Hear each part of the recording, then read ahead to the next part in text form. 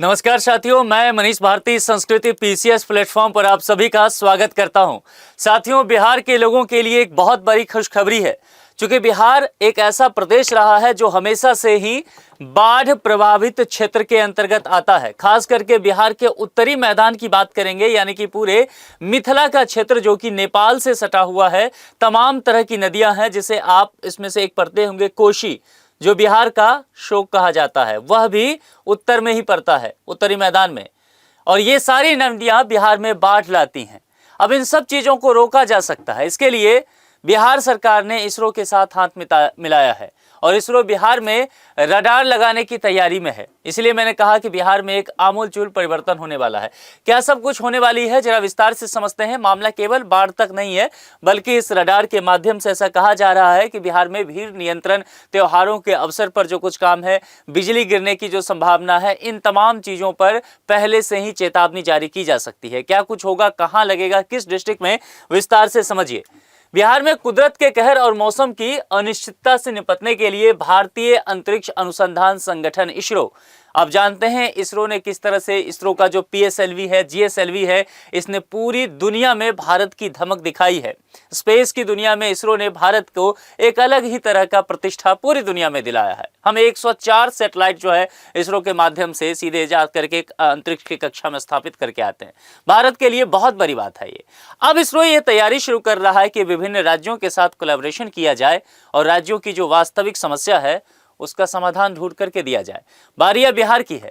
इसी के अंतर्गत कहा गया है कि यहाँ पर एक मास्टर प्लान तैयार किया गया है और उसके अंतर्गत बिहार के चंपारण और भागलपुर जिले में अत्याधुनिक डॉपलर वेदर रडार लगाए जाएंगे। ये जो डॉपलर वेदर रडार होता है, दरअसल इसका काम क्या है कि एक तरह से जो मौसम संबंधी जानकारी है वो पूर्व में ही ये दे देता है, यानी कि कहाँ बारिश होने वाली है, बाढ़ की समस्या कहाँ होगा, इसके अलावा बिजली चमकने की क्या स्थिति है, जानलेवा चक्रवात आ सकता है या नहीं, ये सब चीज़ें जो है ना, आप कह सकते हैं कि सटीक जानकारी मिल जाता है, 2 घंटे पहले से मिल जाता है। तो उसको लेकर के राहत कार्य शुरू किए जा सकते हैं। ये बातें यहाँ पर कही गई है। अंतरिक्ष अनुप्रयोग केंद्र के निदेशक नीलेश एम देसाई ने पटना में इसका ऐलान करते हुए यह बताया कि इन रडार की मदद से न केवल बाढ़ और चक्रवात बल्कि जानलेवा बिजली गिरने की सटीक जानकारी भी 2 घंटे पहले मिल सकेगी।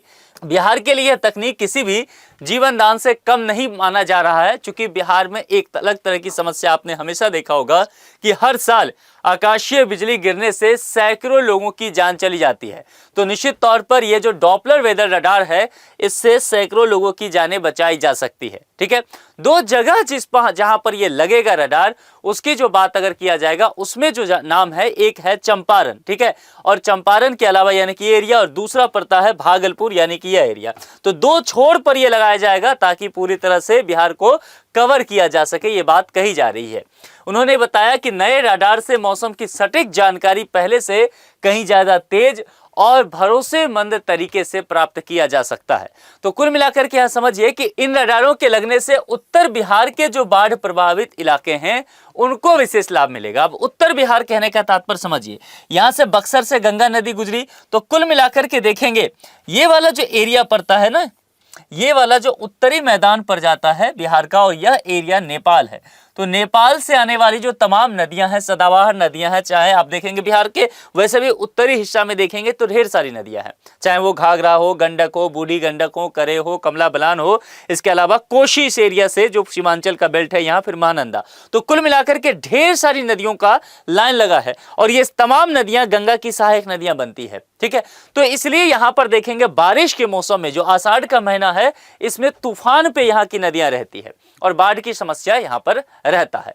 नेपाल से आने वाली तमाम नदियां जो है उसमें से बहुत सारी हिमालय से निकल रही हैं, तो सदाबहार नदी है, यानी कि साल भर उसमें जल का स्तर ठीक ठाक रहता है और मानसून के समय में बारिश होने की वजह से इसमें और ज़्यादा जल का बढ़ाव हो जाता है, तो निश्चित तौर पर बाढ़ की समस्या आती है। अब 2 घंटा पहले अगर पता चल जाए कि फलाने जगह पर पानी का स्तर क्या होने वाला है, किस तरह से बाढ़ की समस्या आने वाली है, बारिश कितना होने वाला है, तो प्रशासन पहले से ही इन सब चीज़ों के लिए तैयार रहेगा। राहत और बचाव कार्य जो है सही से किए जा सकते हैं। बाढ़ के अलावा बिजली गिरने की चेतावनी, देखिए मैंने पहले भी कहा कि इस प्रोजेक्ट का फायदा बिजली गिरने वाले समस्या को लेकर के भी हो सकता है। 1-2 घंटे पहले ही गिरने करने की चेतावनी जारी किया जा सकता है। राज्य के जो ग्रामीण और खेतों में काम करने वाले लोग हैं उनके लिए ये जीवन रक्षक साबित हो सकता है। और बिहार में आकाशीय बिजली से सैकड़ों लोग मर जाते हैं प्रत्येक साल। इन तमाम लोगों की जिंदगी को बचाया जा सकता है। तो कुल मिलाकर के यहाँ पर समझिए, बिहार मौसम सेवा केंद्र और इसरो ये मिलकर पिछले 3 वर्ष से इस दिशा में लगातार काम कर रहे हैं और ये जो है अब सहयोग और जो है वो और मजबूत होने की बात की जा रही है। इसके अलावा एक और महत्वपूर्ण बात वो क्या है, त्योहार और भीड़ प्रबंधन। देखिए आजकल के समय में ना क्राउड मैनेजमेंट सबसे बड़ी बात रह गई है। आपने कुंभ मेला में देखा होगा किस तरह की भगदड़ की स्थिति देखने को मिला है। बिहार में भी तमाम तरह के, चाहे वो छठ हो, दुर्गा पूजा हो, सरस्वती पूजा हो, दीपावली हो, इन तमाम उत्सवों पर बहुत ज़्यादा भीड़ देखने को मिलता है। तो कुल मिलाकर के त्योहारों के अवसर पर क्राउड मैनेजमेंट कैसे किया जा सकता है, यहाँ पर इसका इस्तेमाल लिया जा सकता है। अंतरिक्ष तकनीक का इस्तेमाल केवल मौसम तक सीमित नहीं रहेगा, बड़े आयोजनों और त्योहारों में भीड़ नियंत्रण के लिए भी जो सैटेलाइट बेस्ड डेटा है उसका यूज किया जा सकता है और इससे प्रशासन को भीड़ का मूवमेंट कैसे हो रहा है, संभावित जोखिम क्या है, इसका आकलन किया जा सकता है।